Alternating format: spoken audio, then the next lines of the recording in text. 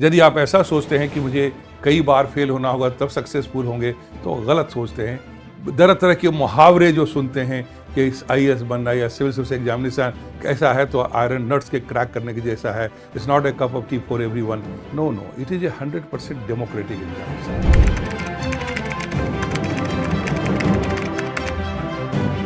आज का पर्टिकुलर जो ये प्रोग्राम जो मैं बना रहा हूँ आपके लिए, ये आप सबों के लिए है जो आप अभी सोच रहे हैं कि प्रिपरेशन को कैसे सिस्टमैटिक बनाया जाए, सिविल सर्विस एग्जामिनेशन के लिए कहाँ से शुरू करें, क्या करना चाहिए कि बरसों की जो कोशिश है, टेंशन स्ट्रेस वो कम हो जाए और कम से कम समय में हम अपनी मंजिल को प्राप्त कर सकें। ये तभी संभव होगा जब आप स्टार्टिंग सही करेंगे। It is old saying, well begun is half done. यदि आपने स्टार्टिंग ही गलत कर दिया या डायरेक्शन सही नहीं है, तो गिरते पड़ते चलते सबके पास एक लंबे समय का दरमियान यूपीएससी दे रखा है, अटेम्प्ट भी काफ़ी हैं, फिर बरसों का चक्कर लग जाएगा और के साथ पंचवर्षीय योजना नंबर 1, 2, 3 में आप फंस सकते हैं। लेकिन एक सिस्टमैटिक प्रिपरेशन, सही तरीके से कोशिश आपको पहले दूसरे अटेम्प्ट में टॉप रैंक बना के आईएएस बना सकता है। अभी भी जब आप रिजल्ट देखें तो मेजर परसेंटेज ऑफ स्टूडेंट्स जो सेलेक्ट होते हैं हर साल यूपीएससी द्वारा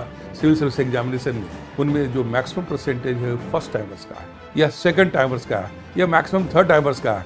जो आगे के टाइम्स में आते हैं उनकी संख्या डेफिनेटली कम होती चली जाती है। इसका मतलब ये है, क्योंकि ये सिविल सर्विस एग्जामिनेशन कोई विद्वता का टेस्ट नहीं है, ये टेस्ट आपकी एक ऐसी एबिलिटी का है जिसमें आपके अंदर एडमिनिस्ट्रेटिव स्किल्स एंड ट्रेड्स आनी चाहिए। और इसी को ध्यान में रखते हुए आपको जो सिलेबस है वो तो 10+2 का लेवल का दिया गया है सिविल सर्विसेज के जनरल स्टडी और सीसैट में।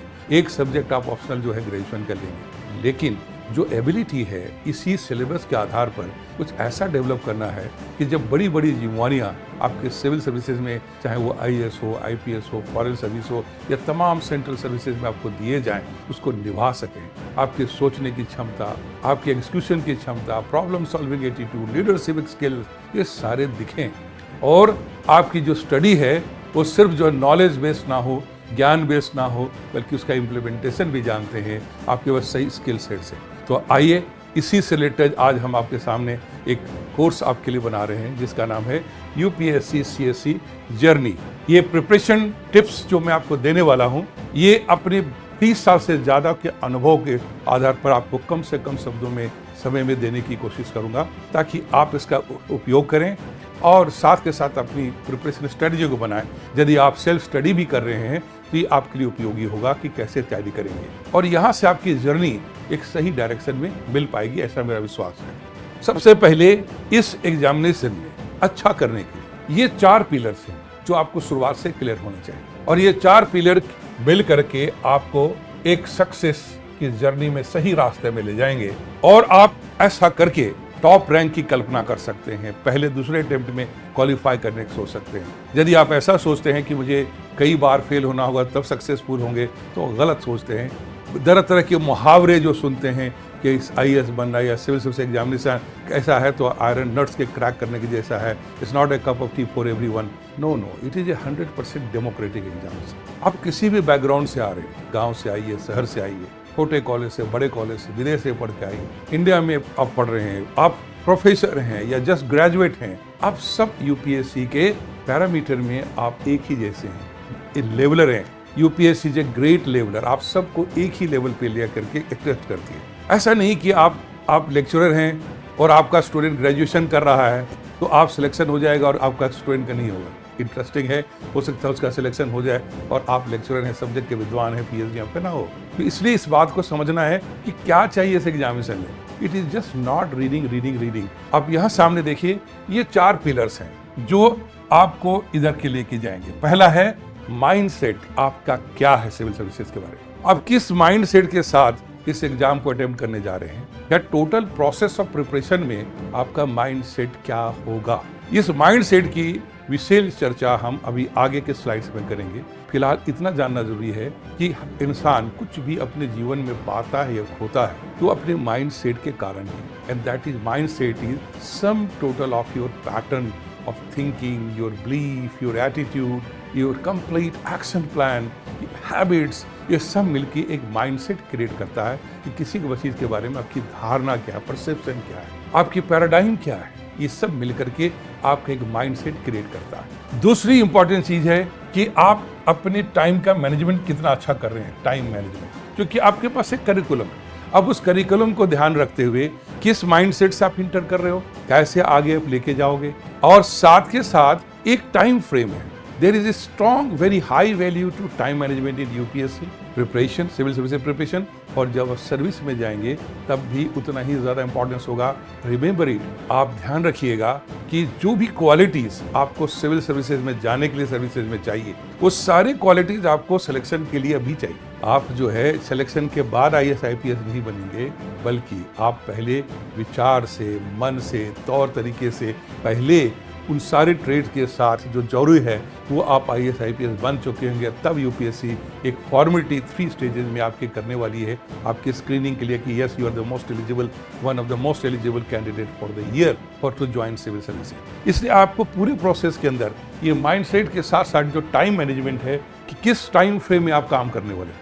यदि आपने ये सोच लिया कि चलो अभी तो 21 के हैं, 32 ईयर्स तक तो जनरल कैंडिडेट को भी टाइम यूपीएससी ने दे रखा है, ओबीसी कैंडिडेट है तो 3 ईयर्स और मिल जाएगा, SC ST है तो 2 साल और मिल जाएगा। यदि इस माइंडसेट के साथ आपने पूरी टाइम प्लानिंग कर रहे हैं तो आप शुरू से ही अपने गलत डायरेक्शन ले रहे हैं। आपके लिए बहुत कीमती है कि एक दिन की कैलकुलेशन, क्योंकि जितना ज़्यादा आप लेट करेंगे ज्वाइनिंग में, सिलेक्शन में, उतना ही आप सीनियरिटी खोएंगे, आपके पैकेज का फर्क पड़ेगा। हो सकता है आपके कोई फ्रेंड 21 में बन रहा है, आप 32 में होंगे तो आप उसके बहुत जूनियर पोजीशन में होंगे। तो ये जो लॉस है वो कभी कवर अप नहीं हो पाएगा करियर में। Try to enter into civil services as early as possible। यदि यूपीएससी ने आपको 21 ईयर में ये अपॉर्चुनिटी दे रहा है तो क्यों हम 32 ईयर्स तक जाएं, क्यों ना कुछ ऐसा करें कि स्टार्टिंग में ही हम अपनी सिस्टमेटिकली प्रिपरेशन करके वहाँ पहुँच जाएं।